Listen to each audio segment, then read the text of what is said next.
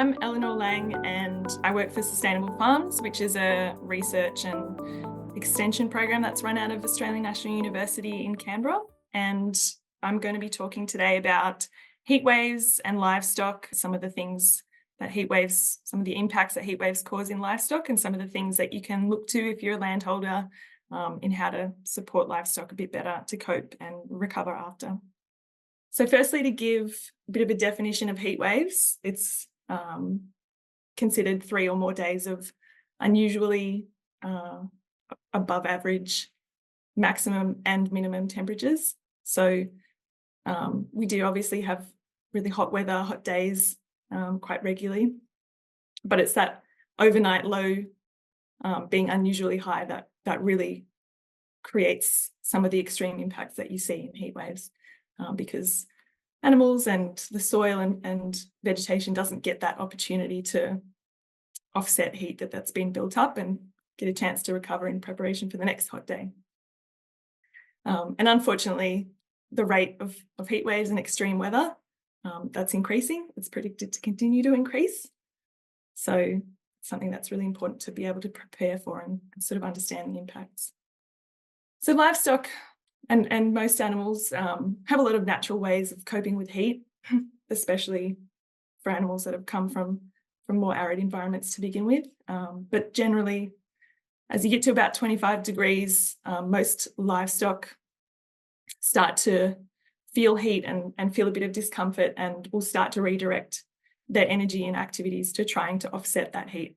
So that might look like panting, evaporative cooling attempts through sweating. Sometimes they'll go and stand in water or drink a lot more, and shade-seeking activities, heading to cooler elevations. And when things start to really heat up, you'll start to see a lot less rumination because that process creates a lot of internal heat. And you'll start to see animals will double their water intake and start to really reduce movement and sort of cease the kind of activities that you want to see for putting on weight and things like that. So it starts to compromise those processes. So in extreme heat and in heat waves, there's a lot of impacts that happen in that moment, in that period of days.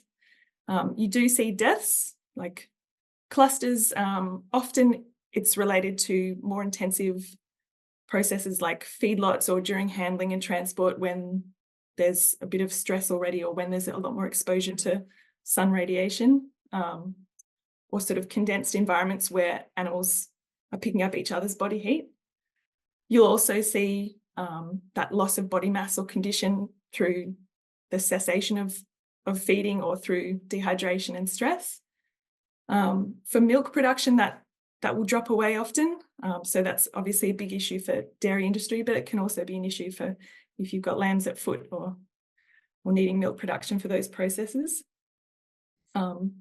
There is research to suggest that in heatwave events, there can be failed conception or embryonic death. So if you've got heat waves happening at time of joining or just after, it can affect those numbers.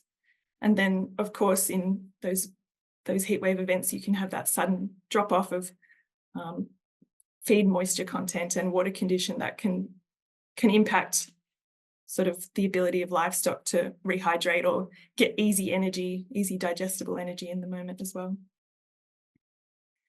In the longer term, and I think these are some of the more important things to be aware of for businesses or any animal owners, there is, after a heatwave event, there are lags in return to production levels pre-heatwave. So it can take weeks sometimes for milk volume and sort of nutritional content to return to what it was before a heatwave.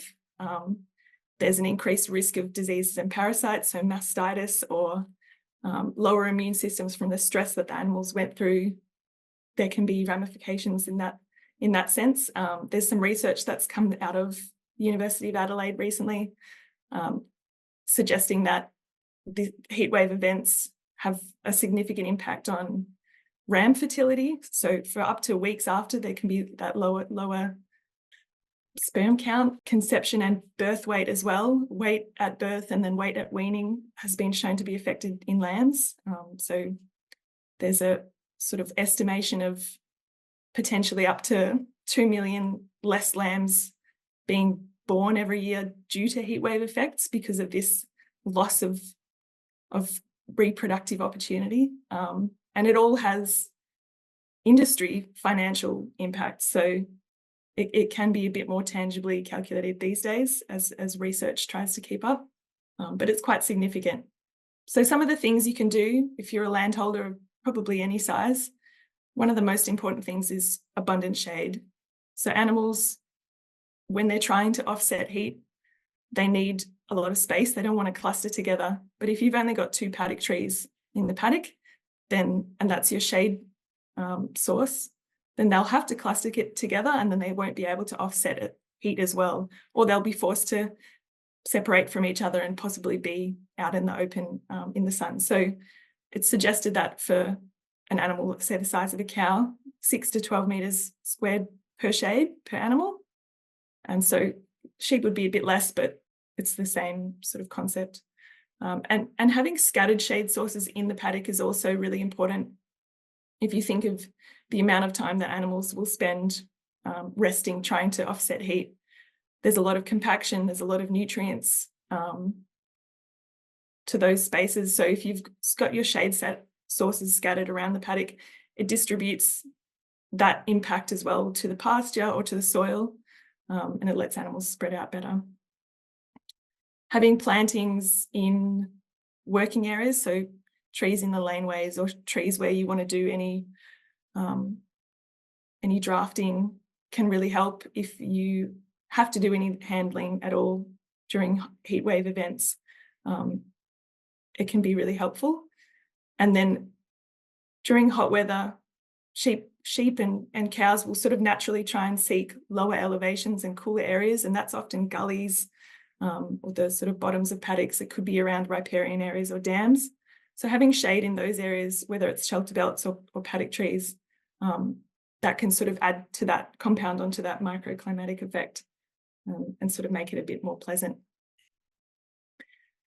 One thing that is, I think, really important for landholders and can sometimes be a sort of neglected area is actually thinking about the succession plan for your shade and your paddock trees. There's a lot of ring barking that can happen when cows are sitting around for hours trying to cool down or rubbing. Sometimes trees have been protected, but that protection needs to be updated or removed, you know. I actually do see a lot of trees toppling over that have outgrown the tires that were put around them, and that's a real shame. And just thinking about the generations of future shade, if you're starting to see dieback or any sort of impact to your paddock trees, it's really important to have that next generation coming up because it takes so long to get those beautiful canopies. In terms of water, obviously that's the other critical component. Stock and especially cattle will drink a lot of water in heat waves. Cattle need up to 200 to 250 litres in those hot events, so they'll double what they normally would drink. And so the ability to have water that's near to shade or, you know, doesn't expend a lot of energy to get to, and then water that's also safe to drink, so is clean, is hopefully cool if there's some shade around it, that's going to really help to sort of thermoregulate internally as well as stay hydrated. A lot of farm dams can be quite exposed and can, you know, if animals are already really hot and distressed, they might spend a lot of time actually in the water or damaging the edges and creating some not nice conditions, which in turn can spread diseases. It can lead to algal blooms, or it can just become unpalatable, and animals might not then drink as much as they actually need as a result. So if you've got piping for troughs, keeping that buried as deeply as you can, more than 15 centimetres if possible, to keep cool. Some vegetation if you can, or shaded areas to try and keep things cool. And that's also, depending on the planting arrangement, it might reduce the wind and heat evaporation itself. And so there's a bit of multi-purpose there. And finally, if you do have water sources like troughs, be mindful that in high heat conditions, they can also be sources for other animals to drown in, which obviously makes water unpalatable for stock in that context, but generally it's just a real shame. So having some sort of entry and exit point, if you can, for water sources like this, to avoid this kind of thing in hot weather events. Okay, well that wraps up my talk. So I hope you've gotten some good information, and thanks for listening.